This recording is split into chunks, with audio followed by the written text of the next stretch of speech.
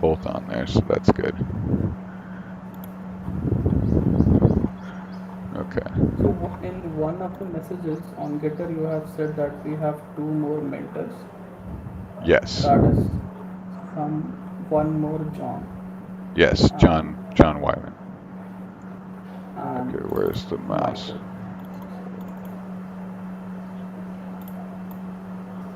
Where's the mouse? Okay. John and Michael. Okay. So so we're gonna dive into Alice now, and so if you have if you have questions or comments along the way, but let's keep it focused on this Yeah, sure, for sure. now for this stream, and then but yeah, and then we can sync on the rest of the stuff in the weekly next week. So Makes sense. where we're at right now is we are so we're within operations peer ID. We created a new um, we created a new directory and inside operations peer ID, similar to the what the model tutorial shows. And then we said, well, we're thinking of making some more lightweight packaging interfaces, so that maybe we could deploy just a file and then build the package off the file, and auto package and maybe commit that to Git to still support loading from Git directories. So we're just writing it in a single file for now. And Yes, so, just one thing here that I'm looking at the stream right now, and it kind of looks uh, a bit off, especially the video layoff. okay, Uh, so if I just can send you a screenshot, okay. DFFML, I will just put the screenshot in Alice channel. is it all, let's see, yeah. Thanks Here for it is. checking. So actually the text is over the video and videos are black and white. Oh, yeah, it's supposed to PID. look like that.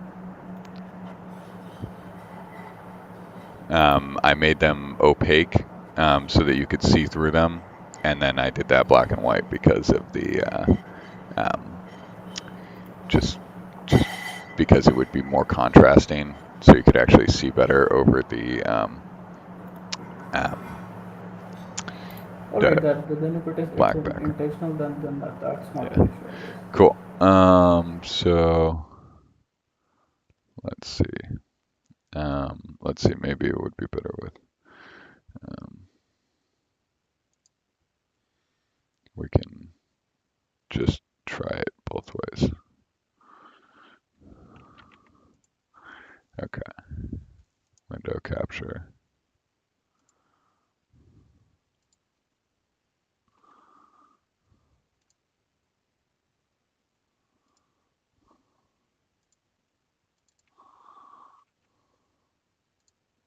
Okay.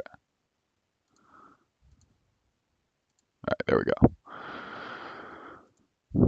And we did end up with a new video then. Let's see. Did we or did we not? Okay, so we're live now, so we did lose the last part of that. Okay. Damn, that's funky OBS. Okay, so okay, so where are we? So yeah, so we grabbed from the test vectors of the pure DID. We're trying to figure out how are we gonna we want to confirm so we started with basically this hypothesis that the DID spec and working groups around that, including the distributed web node stuff, could offer us an opportunity to to use it as a data encapsulation to help us go across to communicate across different protocols. So uh, let's see. So we're trying to figure out right now. If we were to parse this thing, right? If we were the shim, and we see this blob come in, right? How are we going to know that it's a DID, right? So first off, well, we're gonna validate the schema, right? So so shim, let's just write what the shim does. Shim validate schema. Um, So okay. some of the things that I wanted to point out here is for someone reading for the first time, Hmm. they need to know what a shim is, what a DID is, what an ADR is. So we might have a page for glossary where we kind of have That's a great explained idea. some. Yeah, so let's put Yeah. that in this discussion thread. So need, and I want to go through, and part of the reason why we're recording all this is so that as we go through and do it and explain, then we can have Alice comb back through it later and help us make sure that we captured everything. Okay, got that one. Yeah, and then just comment in the thread with anything like that if you think of miscellaneous things. But also, yes, please tell me as well so I can be aware in case I don't see it. So that's a good idea. Okay, so yeah, so the shim layer is linked in from the manifest discussion or the manifest definition. So this is the ADR for what a manifest is and the manifest schema. Um, and so essentially, as a recap here, so the manifest is a document, right? So just like this, and it has we've basically said that it should have some properties, right? It should have the ability to identify the format name and the format version, and a place where we can go get the schema for that format name and version, right? So we can it's an extensible little piece of code that can be vendored into different places. At least that's the current implementation. And here's what a JSON schema looks like, which validates this example manifest. And here's some example code to do that verification. So actually I cannot see your screen You can't see the at this screen. point. Yes. Are you on this stream? Stream is kind of delayed, so both It's of kind your of audios delayed. are Okay, let's see. So kind of let's outside. see. Yeah, can I? Okay, I'm worried that this is going to screw up the Discord. Let's see. Yeah, so let it be. I'm kind of listening, and I will see it on the other side. Okay, let's see. So screen one.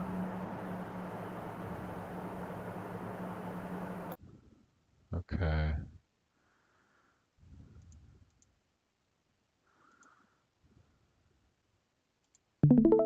Okay. Yeah. Okay. So I'm gonna have to change this real quick.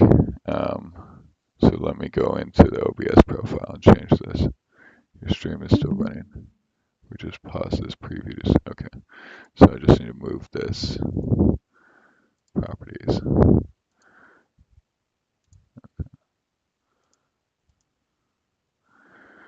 So you can see my screen now, right?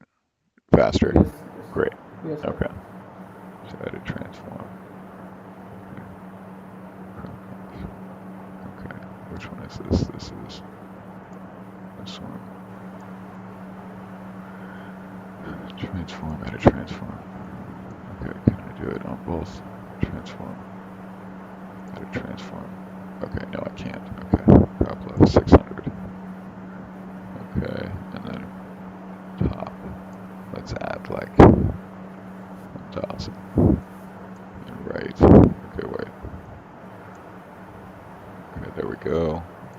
And right. Okay,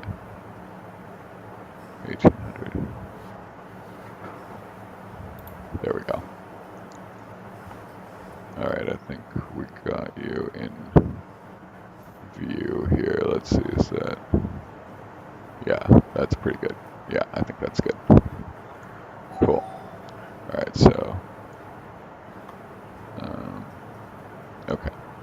Let's just make sure we save this here.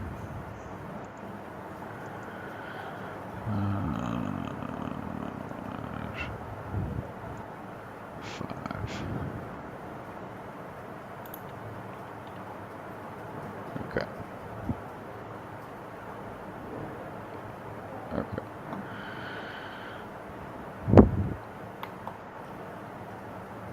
All right. So yeah, the manifest. Okay. So basically, the yeah. So suggested process. So make sure. Okay. So basically, this is just talking about writing manifest. And so basically, what you can think of is like this is your it's almost like an operation, right? It's like the documentation for an operation. Um, but it's a high level way of describing that so that you could use it to describe anything, right? So that it doesn't have to be just some kind of, it's just a generic way of describing some data uh, tr- changing hands, and how we could uh, apply certain properties to different data formats in terms of like having a schema and stuff to enable discovery and next phase parsing. And the next phase parsing is what we're about to show here, right? So what we're going to do is we're going to have something that says, hey, Alice, when you see a DID, right, when your top level system context is a DID, and let's write this in the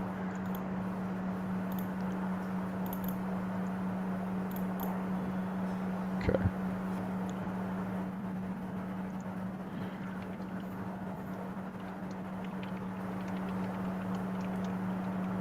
And you see, okay, when your top level system context uh, uh, is looking at a DID to uh, run data flow within it, um,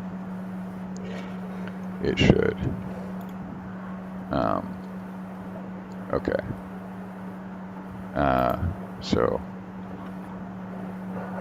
what should it do? Um,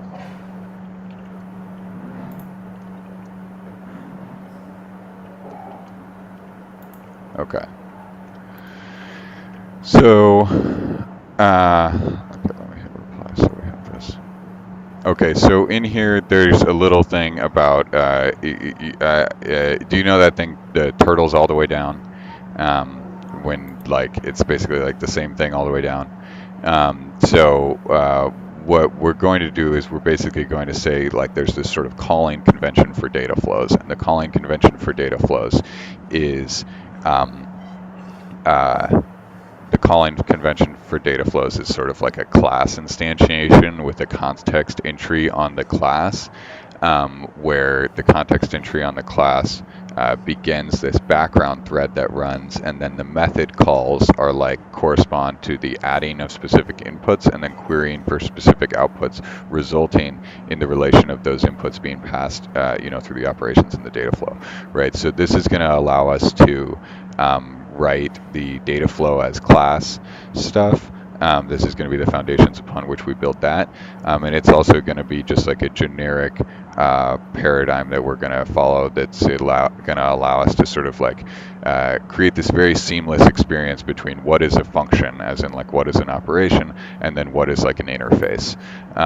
And sort of mix and match functions to define interfaces based on the data model of the data that we're working with, right? So basically, like you're creating classes which are, inherently connected to the intent behind the usage of the data within the data model, right, of your application.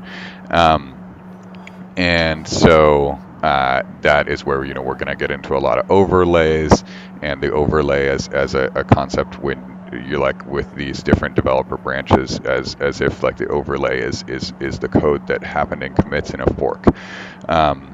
And so, then we're basically going to apply the overlays dependent on the context, form, because we have this thing where we're running to the calling API is such that you start of this background thread. Basically, there's these background threads that sit around and they think. And they think of new system contexts or basically new data flows to execute, right? Or new inputs to add or new context to execute.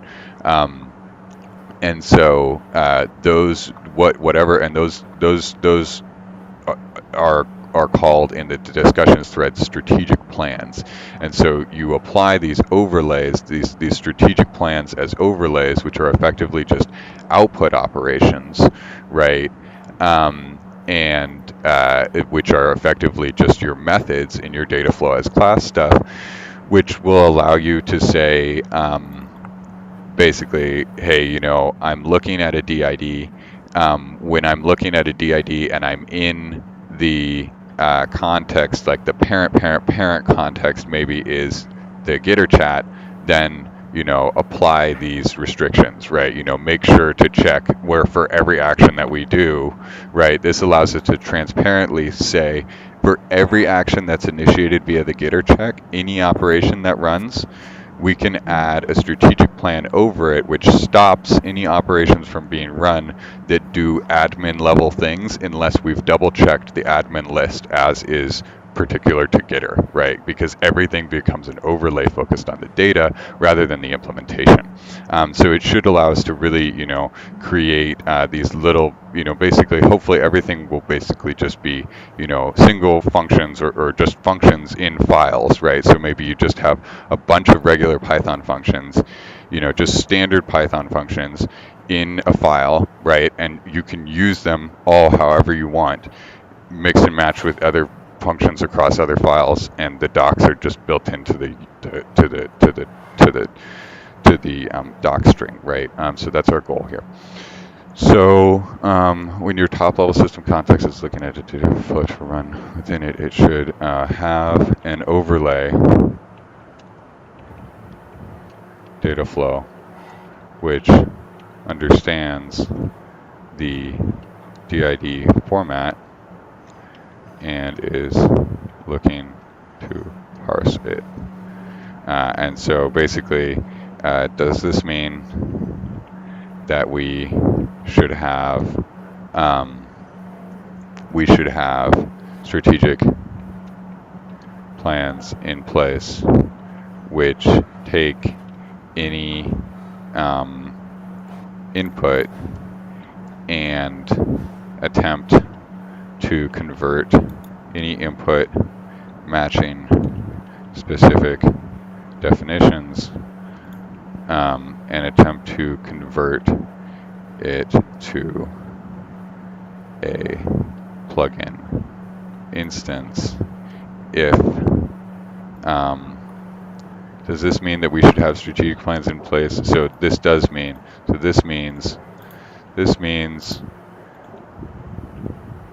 we should have strategic plans available, a strategic plan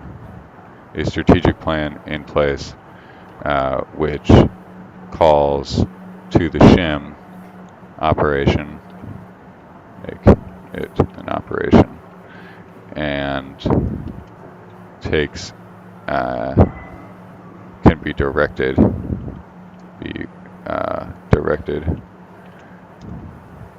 via flow to take any input matching specific definitions or from certain origins and attempt to convert it to a plugin instance, essentially deserialize, or not deserialize, but essentially, traverse the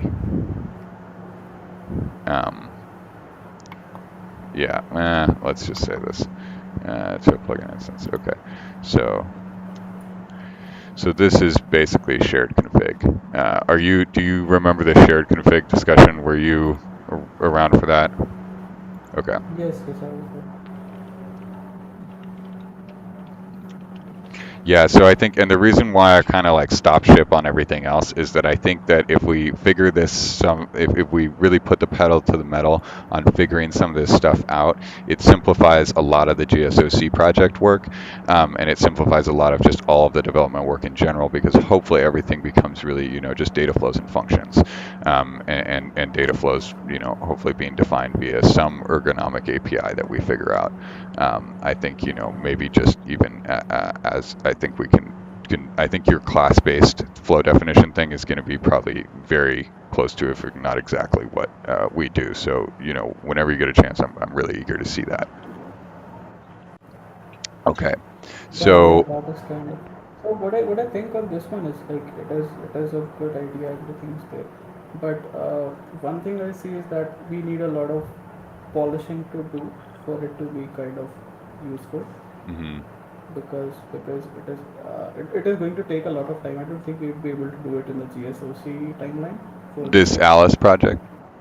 yes, obviously. This is a year-long project, and so basically what we're going to do is we're going to identify where the areas in the GSOC project support this effort, and then just acknowledge that and include that in the tutorials where appropriate, because the tutorials are basically going to be, how we wrote this thing, and ideally what we can do is get the base layer down within this first month of May. What I'm hoping to do is get the base layer down to where we can start writing everything as just operations, right?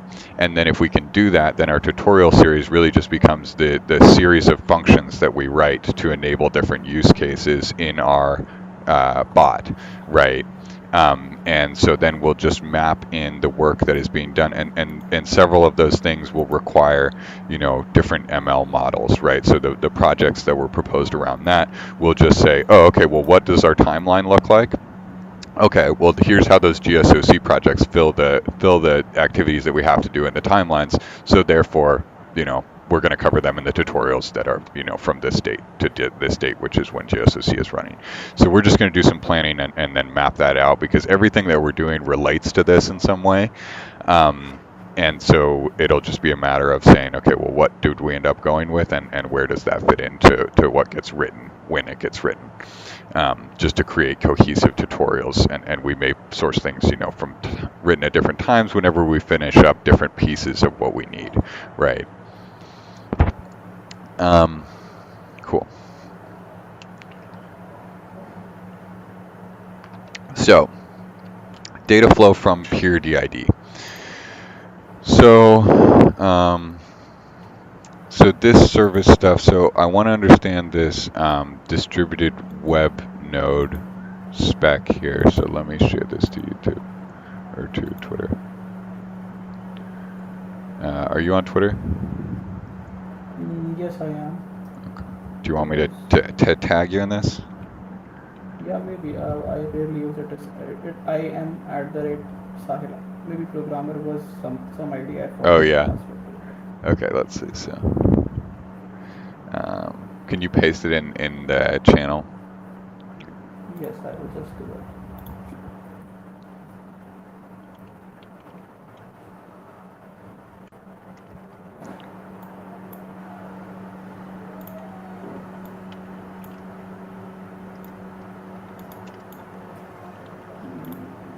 In the Alice channel, I will just paste it. Yeah.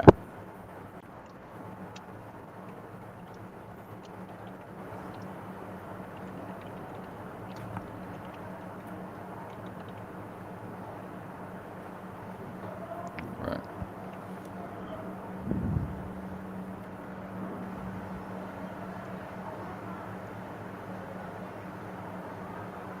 Oh, well, that is I mean, it's a very accurate handle. All right. So great. This way we have a thread for Twitter. Maybe do I retweet this to bring it up? I think that'll bring it up. Okay. So let's see. So we need to, and we're inspecting this PureDID spec stuff. Another thing that I want to have Alice do is comb through the video recordings that we do and grab every single URL and then add in what URLs and what files were open when we were discussing what concepts, right? So that as you're going through the record later, we'll be able to tie in the Git history to the stuff we did in the meetings, right? So we have complete visibility into any context around any discussion with anything. It'll be great. And that's why there were some comments in there about like this fully connected development model, right? Like where we're capturing all your activities to just like make things as easy as possible and just working on solving the problems rather than doing all the overhead. So we need to understand, so here's the pure DID spec. Um, so Bob enforces ounces on. So key management, using verifiable credentials, using the use of verifiable if the connection place one credit request from the other party, verify postation of third-party claims. Okay, provides DIDs. These are communicating with people or other things. Conflict resolution. So multiplex authenticated encryption, single signature, multicast, user reference. Okay, spot, flat. I personally really like this development use case of this project. Oh yeah, It would really be kind of a breakthrough in this because we really spend a lot of time doing this. we do. This is just like all the stuff that we spend so much time doing that just slows us down. And I think if we just connected a few dots, we'd probably be, I mean, we would save so much time, right? So yeah, throw all your ideas about, the different time sinks, the different little tiny things that just like don't fit with exactly in your workflow, right? And we'll just throw them in the thread and we'll put them on the list of things that we'll write in the tutorials, right?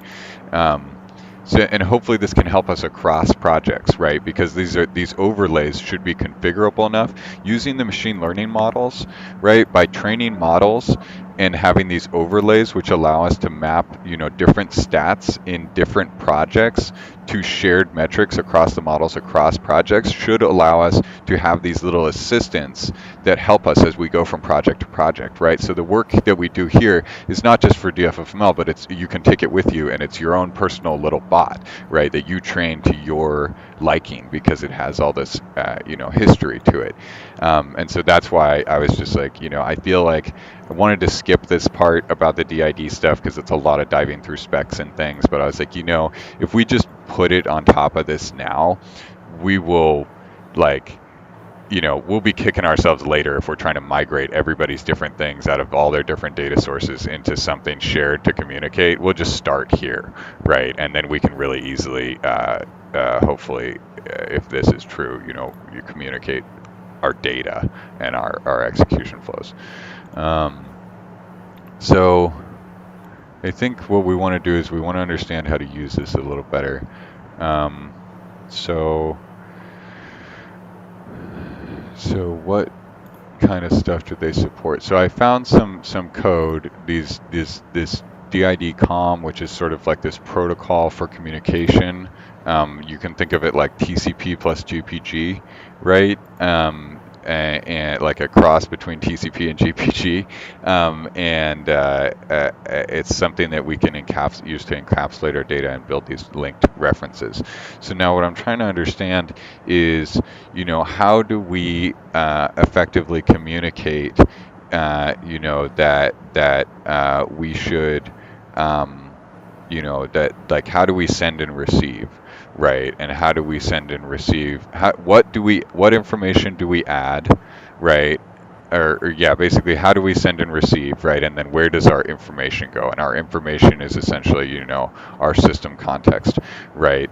And so what I'm seeing right now is that, my guess is like, okay, so let me just go read it. I don't want to, this is the thing, I kept guessing yesterday. Um, Let me just grab something real quick.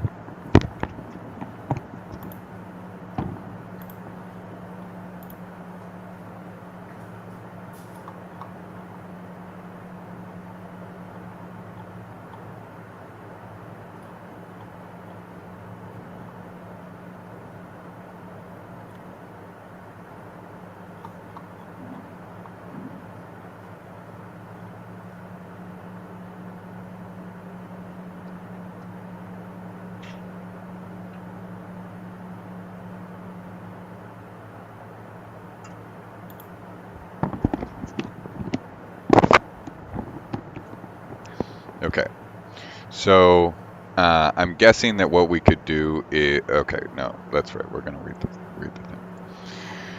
Okay, pure DID Python. Okay, so if we go to this docs, okay, they do have a demo. Okay. The previous one. Okay. Only had. Okay. So the other thing that we're wondering is how do we actually build a key dynamically? And so we were looking at this JWK library, this JSON web key, because it looks like that might be part of it.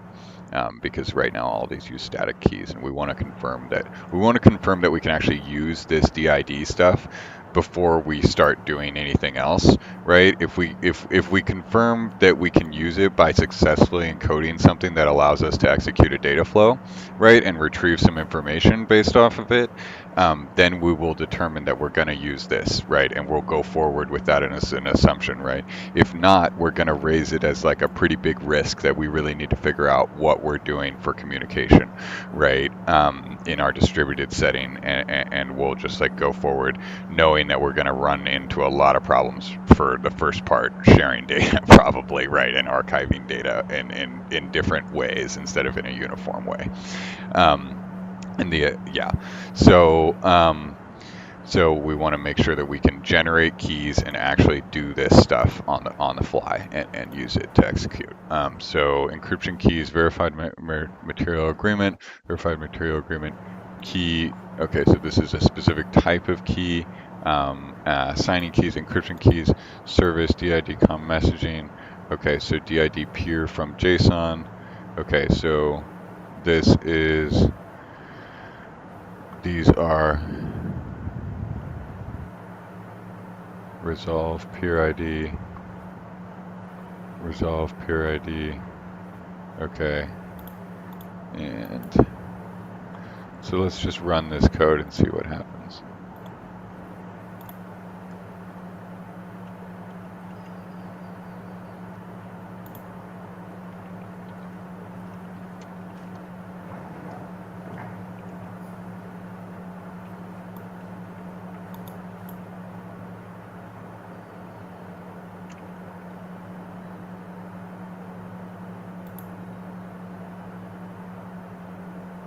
Okay, where's the permalink? Okay, so we're gonna run this.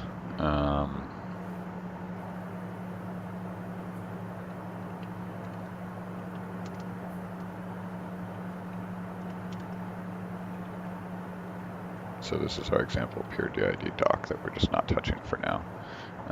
So nodemon.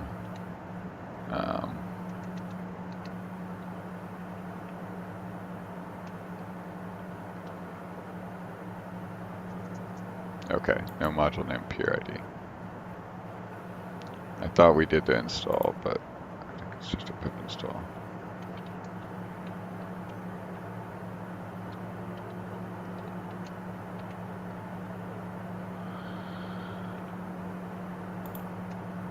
Peer DID. Okay. And we're going to add code block. We're going to write our test, so code block console.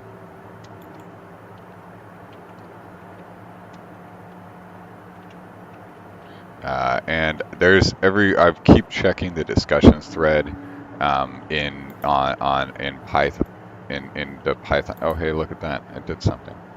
It didn't blow up. That's great. So now we just need to figure out how to add keys. So real keys generated. So that's fantastic. So there's some discussions thread in Python and on the Python discussions that happen every so often that go into like, well, why can't we just like have something that allows me to map my import statement to what package the package is in PyPy, right? And it looks like there's several people's approaches, but nobody's standardized on it yet. So it would be interesting if it could happen, because then you wouldn't need requirements files. You could just sort of do them in line. That would be really nice. I guess that's kind of what we're going to end up doing here. Yeah, maybe we can even statically parse the files and Yeah, which actually, stuff we have to install. that's actually But what still, John Whiteman is. the versions would be a problem, wouldn't they? this Yeah, but version is. this is what we can use the CI for to this is what we can use this cross validation for, right? So that cross validation of commits, you can cross validate instead of different commits that you're applying different versions that you're trying to run the test with, right? So that's how you sort of solve that one. Um, okay, so what is this? Signing keys, value. So what signing keys, encryption keys, service, okay. Um, so create peer DID algo 2, num algo 2. Create peer DID num algo 0 and 1 num algo 2. Let's check the open pull request. Configure, renovate, pump version, and release docs.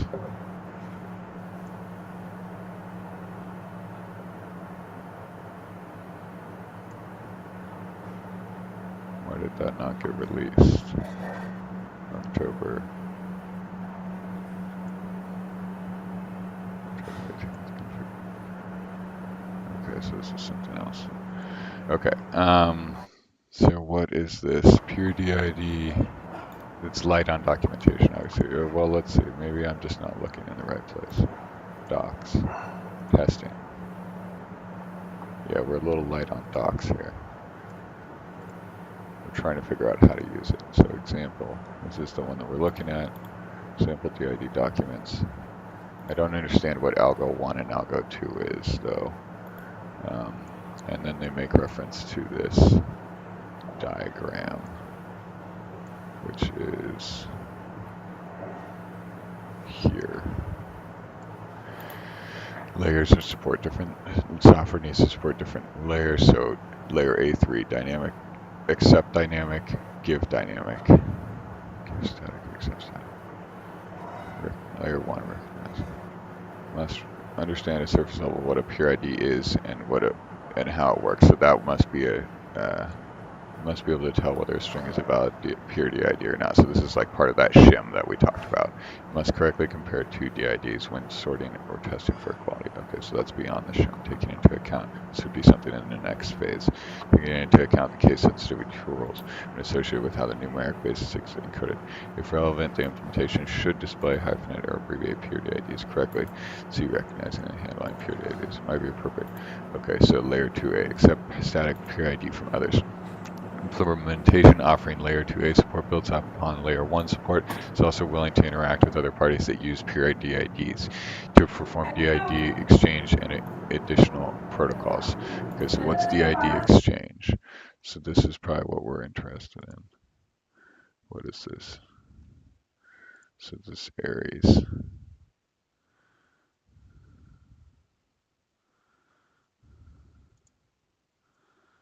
DID exchange protocols.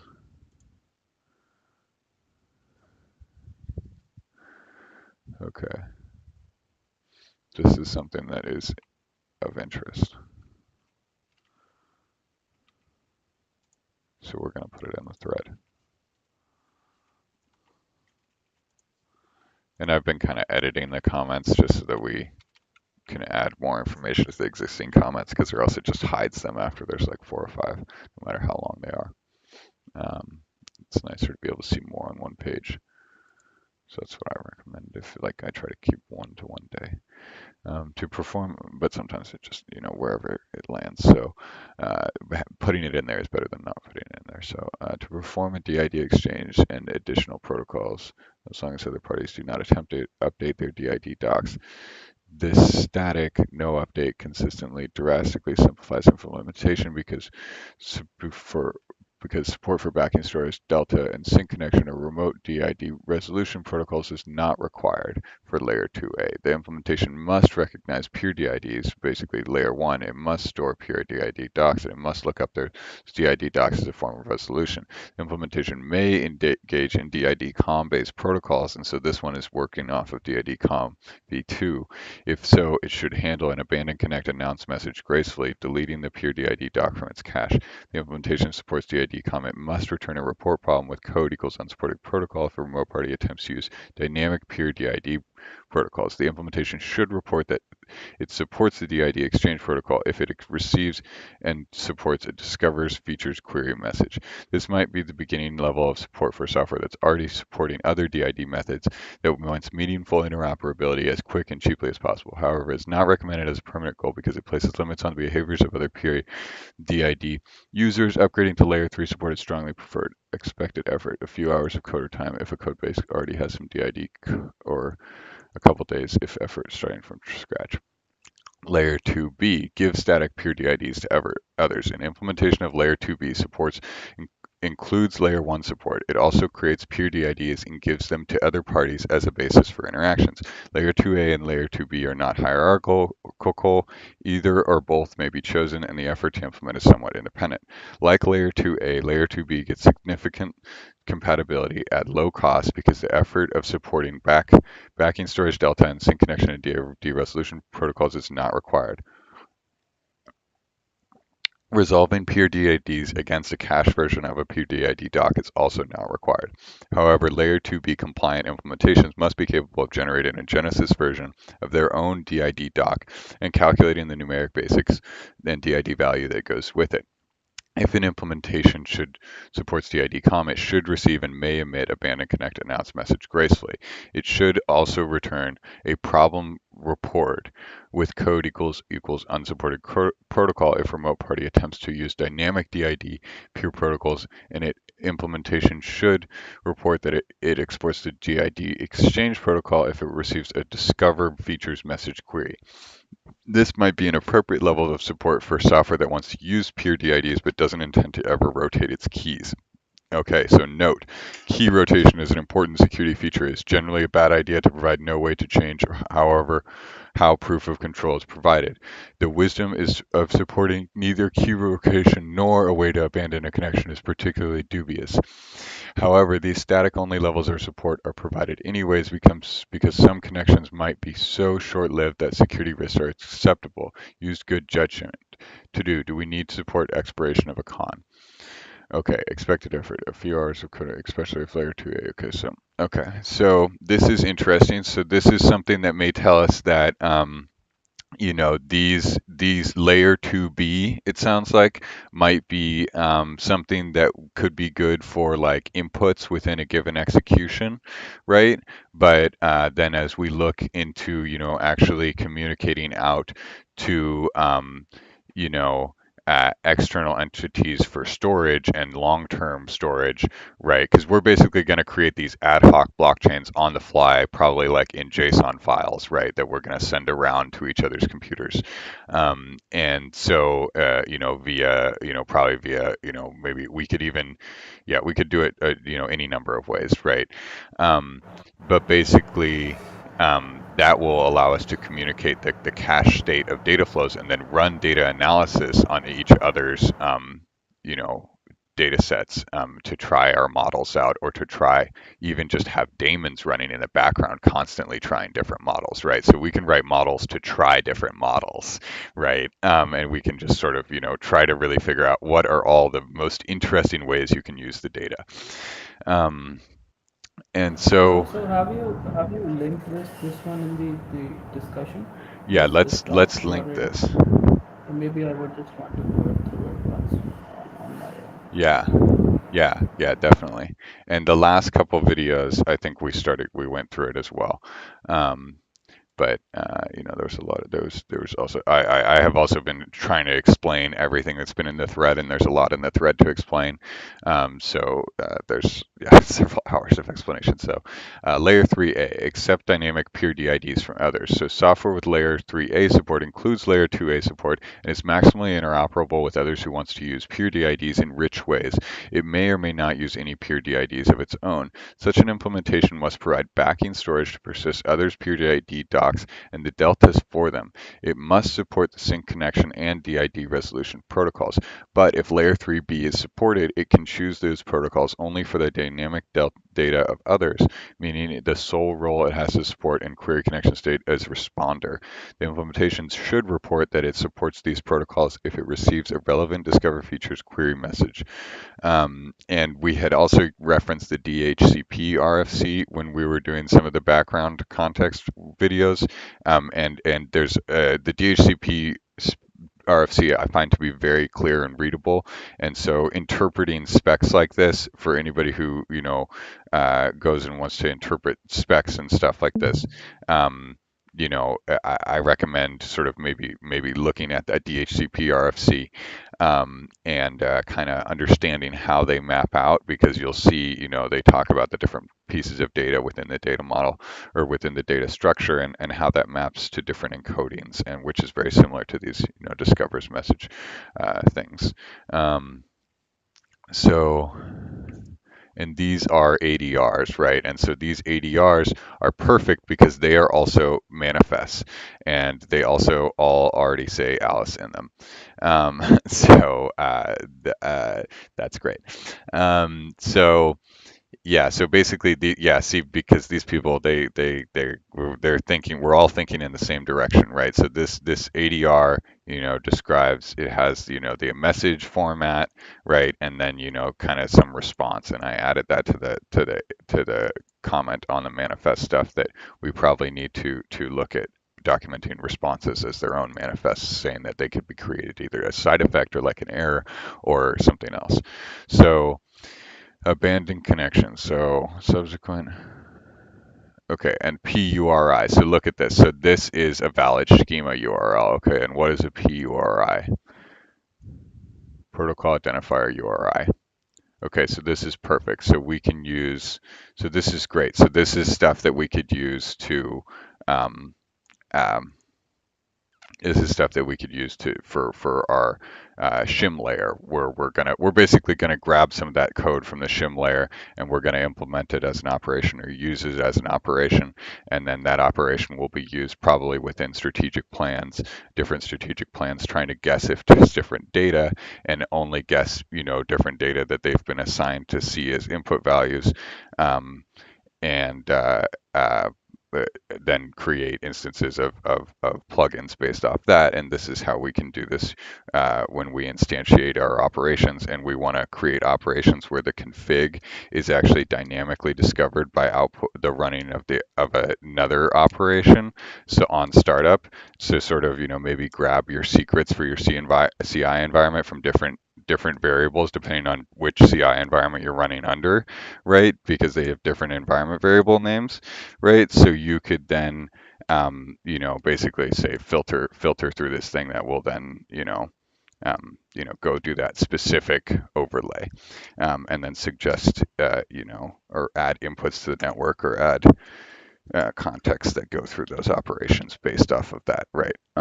So basically, like if you see something in here that says service endpoint, github.com endpoint one, then you would know, and you knew that you were operating in a parent context that's treating this as a top level CI job, you would say, okay, I'm going to grab from the GitHub specific environment variables.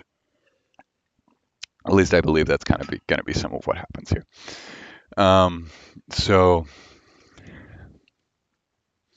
message type name parser. Okay, so this is just good stuff. Let's also include this link. And I can't see your video stream. It's like, There's some kind of issue. It just keeps turning off. Maybe it is Discord, or maybe it is their support on Linux is not. yeah, you never know.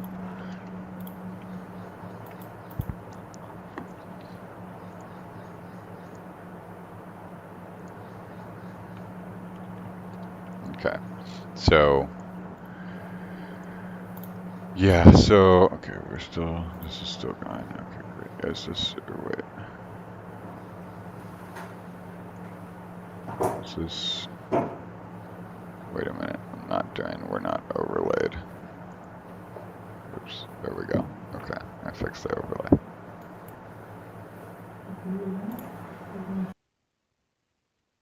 Where's my mouse? Okay, where's my mouse?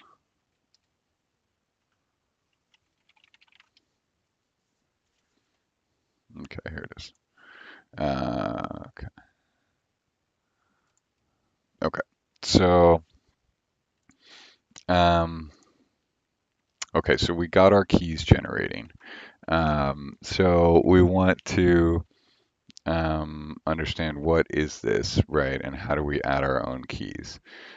So create peer DID numalgo 2. Okay, so, and we were still going through this document to understand the layers, to understand, what is numalgo 0, what is numalgo 2. Just maybe it'll shed some light if we go through and understand what does this thing support and are we looking at the right thing for our use case here. And maybe there's another module that already is out there that is, different than this package, peer ID, peer DID, and might be layer 3A and layer 3B compatible, then we will just switch to that, right? We've got here by finding DID COM off of the DID spec, I think. And so we're sort of slowly traversing these specs to find the state of the art in this area. So key management. So let's try to find a layer 3. So let's understand layer 3. So layer includes layer 2A, so provides backend storage, persist others DID docs, and the deltas for them must support sync connection DID resolution. But if layer 3B is supported, it can support those protocols only for the dynamic data of others, meaning that the only role it has is supporting query text state as responder. The implementation should report that it supports these protocols if irrelevant. So basically, if the options is set. So this level of support for accepting peer DIDs is recommended for software that wants to offer rich peer DID support to others, regardless of the level of peer DID usage it intends for itself. So that would be maybe something that we should really focus on as a sort of a library, right? Since we're more of a library, we should probably target usage of a library itself that supports this, so we can support this more wide range, right? Transparently. So. Anything less than this level of support insofar as accepting DIDs from others is concerned in software that expects to interact richly in a DID landscape will hamper pervasive interoperability. So we really need to find a 3A or 3B implementation because we want to be a part of this ecosystem. Software with layer 3B support includes layer 2B support. It must also provide backing storage to persist its own peer DID docs and the deltas for them. It must support the same protocols as 2B, a couple days the code base for work. Okay, so but with its own data management target. Okay, cool. So we want to find layer 3A. Hey there, just sorry to disturb you in between, but I got to go actually. I got to Okay, drop off the call. no worries. Yeah. All right. Well, it was good to talk to you. Please post any comments in the thread, any thoughts, right? Just trying to collect all Yeah, thoughts sure. related to I'll this. just kind of Wish list. once I get free from these tests and stuff. Yeah, That is on Monday. Then I'll look into it. definitely. And all right. So yeah. Okay. Okay. Chill. Well, good Bye. luck. All right. Have a Yeah. good one. I'll take a break now then. Sure. Thanks. Thanks for joining. It was great to Bye. talk to you. Yes. Bye. Bye.